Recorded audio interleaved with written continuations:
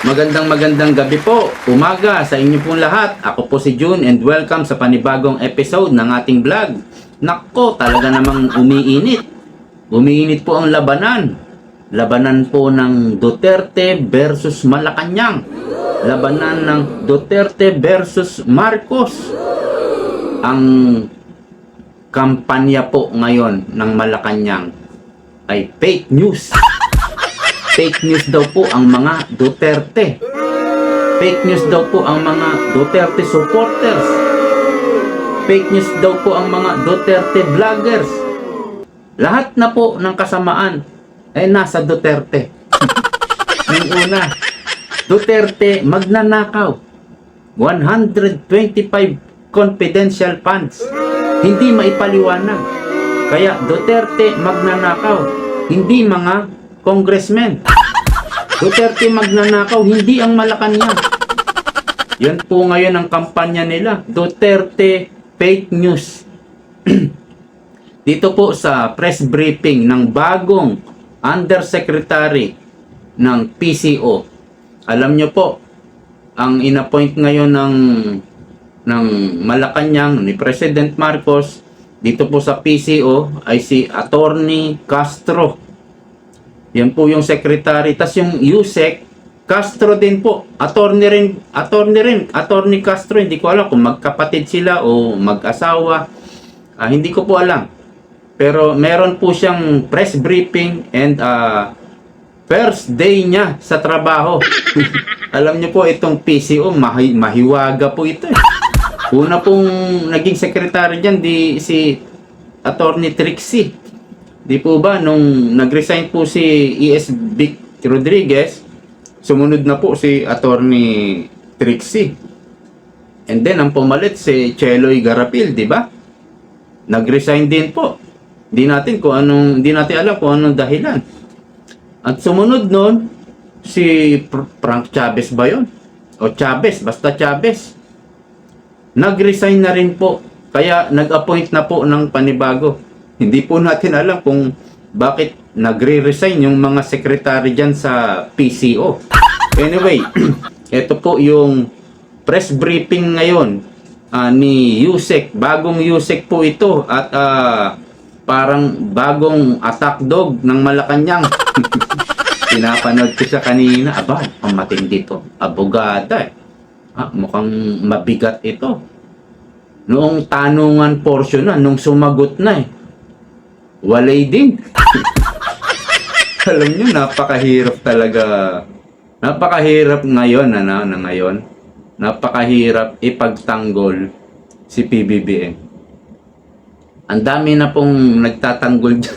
Pero, alam nyo si E.S. Bersamin, Chief Justice po dati yan. Abogado, Justice. Pero parang bumababa yung kalidad ng pagkatao niya. Dahil sa pagtatanggol kay PBBM, nagiging ewan po yung mga sagot eh.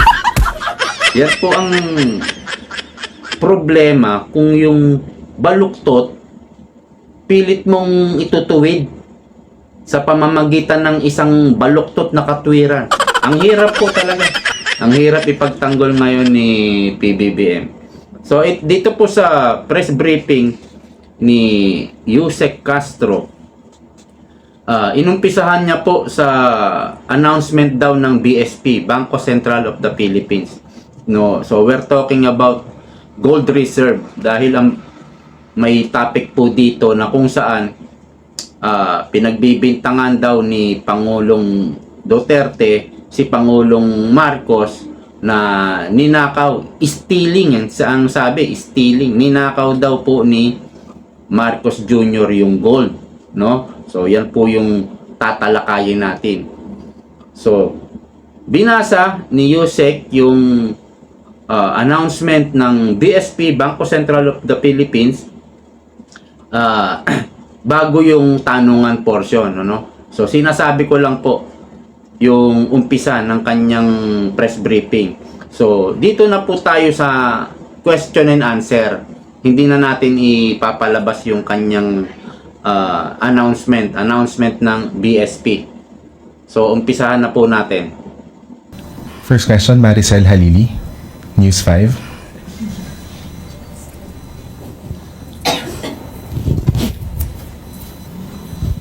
Ma'am, so just a clarification. So ibig sabihin, hands off si Presidente doon sa gold reserves kasi PRRD mentioned or is accusing the Marcos family of stealing and selling the country's gold. Just so it's clear. Okay. Okay, stealing, narinig nyo, no? Tapos, unang binanggit niya na hands off daw si Marcos Jr. dito po sa ating gold reserve. So, yan po yung kanyang gustong klaruhin, sabi niya. No? Ito yung sagot ni Yusek. Hindi pa to campaign joke ulit ni dating Pangulong Duterte? Hindi ba tayo nasanay dun sa jet ski promise niya? Na nung naniwala tayo halos sa mga sumuporta sa kanya, tinawag tayong stupid. So pag naniwala ba tayo ulit sa sinasabi niyang ito, baka mapagkamalan niya tayo ulit at tawagin tayong stupid. So, ang sinasabi niya, hindi ba ito campaign joke? Kasi nabanggit po ito ni Pangulong Duterte tungkol po sa binenta ng BSP na 25 tons of gold na nagkakahalaga ng 129 billion pesos. So, dyan po umiikot ngayon itong usapin, tungkol po sa gold reserve ng ating bansa. Campaign joke? Hindi po. Paano naging campaign joke yon? Napakalayo ng sagot kung inyong i-analyze. Ang layo po ng sagot. Tutuloy natin. But anyway, we will take this seriously para naman hindi magkaroon ng fake news, lalo na doon sa mga taong nakikinig sa kanya at maaaring naniniwala pa. Itong issue na to, October 2024, nasagot na ito. Ang nagtataka lang ako, bakit paulit-ulit na binibring up ni dating Pangulong Duterte? Wala ba siya mga economic experts? Okay. Bakit daw paulit-ulit na binibring up ni Pangulong Duterte ito pong bentahan ng ginto? Sa akin pong naaalala, parang isang beses lang po binanggit ito ni Pangulong Duterte. Doon po sa press conference nila, kasama po si Pantaleon Alvarez. Napanood ko po ito Napanood ko po ito. Hindi ko po maalala na ito'y binanggit ni dating Pangulong Duterte ng paulit-ulit. Pero nabanggit niya kanina yung jet ski. Di po ba? Yung jet ski po, yan po ang talagang campaign joke. 2016 pa yan. 2025 na po, ma'am. 2016, ginagamit na po yan ng mga dilawan, ng mga pinklawan. 9 years na. 9 years nang paulit-ulit na ibinabato kay Pangulong Duterte. So, sino po ang mga paulit-ulit, mga kababayan? Si Pangulong Duterte ba? Ha? O itong jet ski na paulit-ulit na ibinabato kay Pangulong Duterte? Sino paulit-ulit ngayon? Tuloy. Na magsasabi sa kanya kung ano ba talaga ang regular activities ng BSP. Ayon sa BSP, ang pagbebenta ng gold is just a regular activity. How? Why? To pump up the economy. Alright. Sang-ayon naman tayo doon, no? Kasi po, ang BSP talagang nagbebenta yan ng ginto at bumibili ng ginto. Doon po sa pagbenta, wala tayong alam, no? Yung pagbili naman po ng BSP ng ginto, bumibili po sila dito sa mga small scale company na local company, yung maliliit na mining company lang, doon po sila bumibili ng ginto para i-reserve, gawing gold reserve ng Pilipinas. At pag medyo madami na at maganda raw ang presyo, mataas ang presyo ng ginto, magbebenta naman. So parang trading po yan. Alam ko po yan. Kasi nabasa ko na po yan matagal na. Ganyan talaga yung ginagawa ng Bangko Sentral ng Pilipinas. Alam po natin yan. Tuloy. Even at the time of former President Duterte, trabaho na ito ng BSP. Hindi niya ba alam iyon? Okay, now, Of course, alam po yan ni Pangulong Duterte. Bright yan eh. Ako nga alam ko eh. Alam ko. Kaya lang, yung doon lang sa parting pagbibili o bumibili. Yung pagbenta, hindi na po natin alam yung mga 25 tons po yung binenta eh. Yan po yung usapin eh. No? Gaano karami yung 25 tonelada na ginto? Gaano po karami yun? Parang ilang container yon, ano? Parang isang barko yata, parang ang dami. 25 tons, ganun po karami. Yun po yung tinatanong eh. Bakit ang dami namang binenta? Di po ba? Tuloy. okay, now, sinabi nga dito, ang pagbebenta ng gold, kung mataas ang presyo, dapat ibenta. Sinabi din ng BSP, hindi pwede silang mag-hold that much of a gold. Okay? Now, ang nagtataka lang tayo, bakit hindi ito alam ng dating Pangulo? Siguro bago siya magbigay ng ganitong klaseng intriga, mapapansin nyo sa kanya mga statements, hindi naman detailed. Anong proof niya? Again, as a lawyer. He is a lawyer. He became a fiscal. Oh. Alam niya kung paano magkuha ng ebidensya, Oh. no? To get the truth. Bakit sa kanya parang wala siyang ebidensya? Alright. Kanina po, sabi ng reporter, duda nga tayo, parang scripted. Sabi ng reporter, yung word, stealing. Stealing, di ba? Ito po, meron ditong short clips. Panoorin nyo po at pakinggan nyong mabuti. Kinuha ninyo sa GSIS, PhilHealth. Alright, narinig nyo Sabi ni Pangulong Duterte, kinuha ninyo sa GSIS, PhilHealth. Ulitin natin, kinuha ninyo sa GSIS, PhilHealth. Play uli natin. 89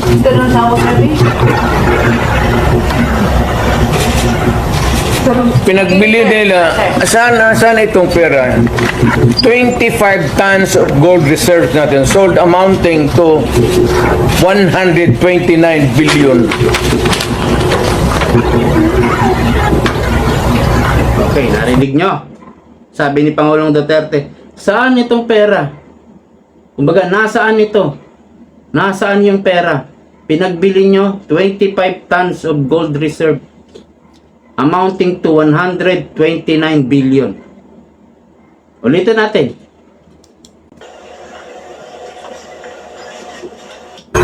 Kinuha ninyo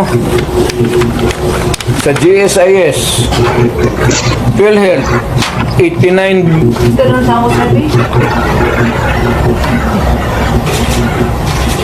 pinagbili nila. Saan itong pera? 25 tons of gold reserves natin sold amounting to 129 billion.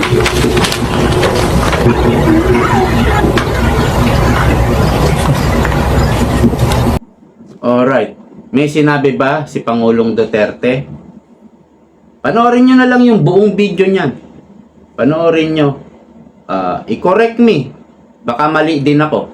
No? Pero naalala ko yan, napanood ko yan Hindi po sinasabi ni Pangulong Duterte yung word na stealing or ninakaw. Wala po Ang sabi niya, nasaan na yung pera? Pinagbili nyo 25 tons of gold amounting to 129 billion. Nagtatanong lang si Pangulong Duterte. Nagtatanong lang. Sino ba talaga? Fake news. Kaya nga, duda ko dun sa reporter eh. Yun agad yung pers na nagtanong, no? At yun agad yung tanong niya. Okay, tuloy na natin to. Laging paintriga. All we want here is evidence. Ipakita niya kung si PBBM o ang Pangulo ang nag-utos para magbenta ng gold reserves. Nagtatanong nga lang eh. Sabi niya kanina, laging paintriga. Puro intriga daw. Laging intriga. Napanood niya kaya yung speech ni Pangulong BBM doon sa mga kampanya ng mga senator slate? Napapanood niya kaya? Ang dami ng speech ni PBBM eh. Ha? Puro intriga. Di ba? O ba'y nagsasabi ng kasinungalingan? Napapanood natin eh. Di ba't puro bato siya ng putik sa mga Duterte? Anong tawag mo rin? Intriga yun eh. Puro intriga. Di po ba't yun ang sinasabi niya? O eto, pakinggan niyo po. Pakinggan niyo lang. Ito ah. At masasabi ko, nabanggit na po natin ng Yolanda. Alam niyo po, yan ang record po ni Senator Tolentino sa MMDA. Nung nasa Leyte kami, nasa Tacloban kami, walang dumadating po na tulong. Ang unang dumating na tulong ay galing kay Senator Tolentino ng MMDA. Unang dumating na tulong ay galing kay Senator Tolentino ng MMDA. Totoo ba yan? Tanungin natin mismo ang taga-Tacloban. Si President Rodrigo Duterte nga after 2 days naa siya, nagdala siya kay siya pod igkasi nga taga Leyte. So siya ang una nga nitabang sa ato nagdala og mga doctors. So siya ang una nga nitabang sa ato nagdala og mga doctors. So siya ang una nga nitabang sa ato nagdala og mga doctors ug mga relief goods. Mula third day ng Yolanda nandito ka, walang mintis yung tulong nyo. Sa totoo lang po, kung hindi po sa tulong ninyo, hindi kami makabangon dito. Nung nasa Leyte kami, nasa Tacloban kami, walang dumadating po na tulong.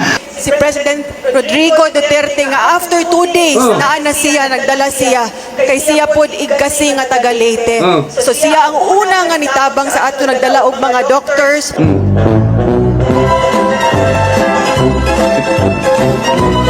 Sino po ang nagsisinungaling? Kasi magkaiba po yung sinasabi ni PBBM at yung kanyang pinsan. Ano? Marami pang video yan eh. Magkaiba po yung sinasabi nila. Sigurado mayroong isang nagsisinungaling. So, sino po ang fake news? Tuloy na natin to.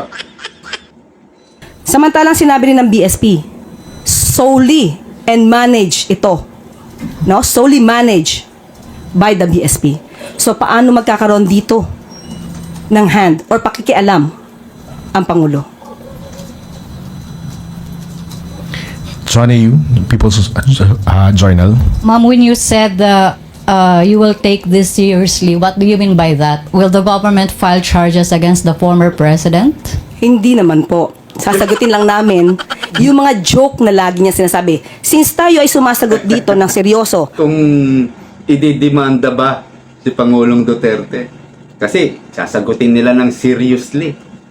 Sabi, hindi naman po. Kapag dinemanda nila, aba, kailangan na nila ipaliwanag, no? O, asa no yung pinagbentahan ng ginto? Saan ba binenta? Saan bansa ba binenta? O kanino bang private person ibinenta? Makakalkal po yan pag dinemanda nila. Mautak si Pangulong Duterte, sige, magdemanda ka. O, talagang sasambulat ang detalye sa buong mundo kung ano nangyari dyan sa 25 tons of gold. ito ng seryoso. Baka sa susunod, sasabihin na naman ng mga supporters niya, hindi niya na naman kilala si dating Pangulong Duterte. Puro joke yan. So ito bang mga sinasabi niya during sa kanilang rallies or campaign rallies, joke ba o seryoso? We have to know that. Okay. And also, ma'am, would you know under the Marcos administration kung ilan na pong gold ang naibenta? As of now, wala tayong records, pero sabi nga nila, according sa BSP, kukunin namin ito. kung inyo pong i-require at alamin po natin kung maibibigay po sa atin ng BSP ang records na ito. Walang record. Sa akin pong pagkakaunawa, no, 2023, ang gold reserve natin is 159.05. Natandaan ko po yan, nabasa ko yan 2023, no? Noong 2024, nagbenta po ng 25 tons of gold. So, 159, naging 134 na lang po ang gold reserve natin. 134 tons. Yun po yung nakalagay sa report na nabasa ko. So, simula 2023 hanggang 2024, 25 tons of golds ang naibenta. So, yun po. Pero siya, wala siyang alam So, yun yung gusto niyang talakayin, pero wala siyang hawak na data. Anong klase? Anong klase yun? Pero ang sabi nga po nila, mas tumaas pa po ang GIR natin to $106.3 billion. So, ibig sabihin, hindi tayo, wala tayong problema sa gold reserves natin. Okay. Yung GIR po na sinasabi niya, ito po yun. Gross International Reserve ng BSP. Tumaas daw. Natural. Kasi nagbenta tayo Nagbenta tayo. So, yung ibinenta natin, may tubo yun. May tubo yun. Kaya lang, hinahanap lang po ni Pangulong Duterte. Tinatanong lang, nasaan ito? No? Amounting to 129 billion. Nandiyan pa ba yan? Si Elon Musk, doon pa sa US, hinahanap niya rin yung mga tone-toneladang ginto kung nandoon pa ba Mayroon po ako nabasa nun Hinahanap niya yung tone-toneladang ginto. Wala namang masama doon Nandoon pa ba yung ginto ng US? Wala masama, di ba? Kung magtatanong ka lang. Nagtatanong lang si Pangulong Duterte. So ito pong GIR na sinasabi, ito po yung external amount of assets ng BSP, kung saan ang namamahala ay ang BSP. Ang mga assets na ito ay karaniwan, ito yung pinambabayad po sa mga external obligation, mga loans, utang ng ating bansa, no? External, ibig po sabihin, utang, obligation sa labas po ng bansa. Okay. Gold reserves natin. So that's fake news. Ang sinasabi nila ay fake news or mas formal na word, disinformation. Alright, yan po yung kampanya nila ngayon. Duterte magnanakaw, Duterte fake news. Pero hindi nila nakikita yung mga sinasabi ni PBB. Di ba? Nagbigay tayo ng isang example. So, tuloy natin. Mamaya ito naman, kay Panelo naman. Tuloy po natin. Hi ma'am, good afternoon. Ma'am, in responding sa sagot nyo kanina regarding yung naunang statement ni dating Pangulong Duterte, si former Chief Presidential Legal Counsel Attorney Salvador Panelo said that it's actually the government, the Duterte the Marcos administration that's the biggest spreader of fake news. And I quote yung sinabi niya kanina sa ANC. It's funny because it's a government, the huge corporation of fake news. For instance, when the police assaulted the KOJC, they were saying the police were not armed. They say there were no blanks in the BICAM report, which was the basis of the enrolled bill that was signed into law. Your comment. All right. Sumagot po si Attorney Sal Panelo, no? Dahil sinasabihan ngang fake news si Pangulong Duterte. Ang sabi ni Attorney Sal Panelo, actually, ang biggest spreader of fake news is PBBM. Ngayon, sabi, kasi in-interview si Attorney Panelo parang ano basehan mo? Yung KOJC. Di ba? Yung KOJC ang basehan. Ano sabi ni Pangulong Marcos doon sa KOJC? Lahat ng pumasok na mga pulis, lahat, walang dalang baril. Hindi pa? Naalala nyo yan? Ano ginawa ng mga tao? O lahat ng mga pictures, mga videos, in-upload sa social media. Andun, ang hahaba ng baril. Oh. Hindi po ba? Sabi ni PBBM, lahat ng pumasok sa KOJC ng mga pulis, walang dalang baril. Ni isa. Ni isa, walang dalang baril. Ma'am, sino po ang fake news?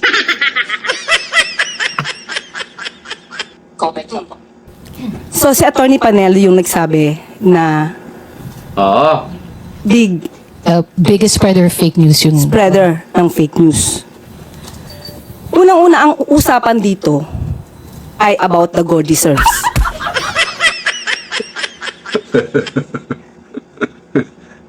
Gold reserve daw usapan. Okay. Tuloy. Bakit kailangan baguhin? Nagda-divert ba sila? Yung issue tungkol sa KOJC, nasa korte na to. Kung meron mang kasuhan dito, sa korte ito. Ang pinag-uusapan natin dito, yung sinabi ni dating Pangulong Duterte patungkol sa gold reserves na walang anumang basihan. In short, hindi po niya nasagot si Attorney Sal Panelo. Wala siyang naisagot. Nagbigay lang ng isang halimbawa si Attorney Sal Ano basihan mo? Bakit mo sinasabing big spreader ng fake news si PBBM? O example na lang. KOJC. O diba? Sabi pa ni Sal, napanood ko po yung interview na yan. Sabi ni Sal, marami pa. Nagbigay lang siya ng isang halimbawa. Hindi nasagot. Nakala ko bigatin Nung umpisang pinapanood ko, kala ko matindi to. Bagong attack dog. Ang hirap, di ba? Ang hirap ipagtanggol ni PBBM. Good afternoon po, Attorney. Sa Mandawi rin po sinabi po ni former President Duterte na bumalik na po yung droga sa Davao, Cebu, and Manila. Marami na rin mga tambay ang na-hold up at mga nasasaksak. Reaction po dito. Davao, including Davao City? Oh, okay. Kung Davao City pinag-uusapan natin, sino ba ang mayor ng Davao City? Hindi ba yung anak niya? Si Mayor Baste Duterte. So, ang ibig ba sabihin nun, napaka-inefficient ng anak niya? Wow. Again, ulitin natin, nasaan ang data patungkol rito? At tandaan natin, nung panahon niya, at least ngayon may record kung may namamatay, nung panahon niya, menong bang nare-record doon sa mga biglang nawawalang mga tao? Tanong lang natin yun. Nakita niyo po yung mga sagot. Di ba? Parang cheap. Cheap po yung mga sagot. Unang-una na kay Baste, siya yung mayor daw Ano siya? Inefficient? Parang incompetent? Wala siyang magawa? Ipapaalala ko lang po, Yusek Castro. Lahat po ng pulis sa Davao City, tinanggal po, inalis po. Inalis. Ganon din po yung security ni Vice President Sara Duterte. Ang ipinalit po ng mga pulis sa Davao, galing po Maynila. Kaya po, parang wala nang tiwala si Baste doon sa mga ipinalit na pulis. Kasi, parang hawak na yan ni Marbil, hawak na yan ni Torre. Bakit inalis po yung mga pulis doon? Ang gagaling po ng mga pulis doon, mga awarded. Ang dami pong mga award, mga achievers po yung mga pulis doon Bakit pinalit? Bakit pinalitan? Yun po yung question. Bakit nyo inalis? Diba? Ganon din kay BP Sara. Binawasan din yung kanyang security. Yan po yung question. Kaya ngayon, parang hindi makapag-perform yung mga pulis Maynila doon sa Davao. Ang gagaling kasi nung mga pulis na taga Davao. hindi po makalusot ang mga droga doon. Tiklo agad eh. Inalis. Yan po ang dahilan. Davao lang ang pinuntirya mo. We're talking about buong bansa. Ma'am, buong bansa po. Ang sagot mo, Davao lang. Napaka-cheap ng sagot. Yan po yung ating bagong USEC ng PCO. Wala po tayong nakitang sagot na medyo matimbang naman, no? Yung medyo matindi yung sagot. Ligwak eh. Ligwak po ang mga sagot. Kasi nga, kapag yung baluktot, gusto mong ituwid sa pamamagitan ng another baluktot, mahihirapan po kayo. Sa ngayon, talagang mahirap po ipagtanggol si PBBM. Yan po yung totoo. Yan po yung totoo. Okay, hanggang dito na lang po mga kababayan, mga kalahi. Mag-ingat po kayong palagi. Maraming salamat po sa panonood. Ako po si June. See you po next time.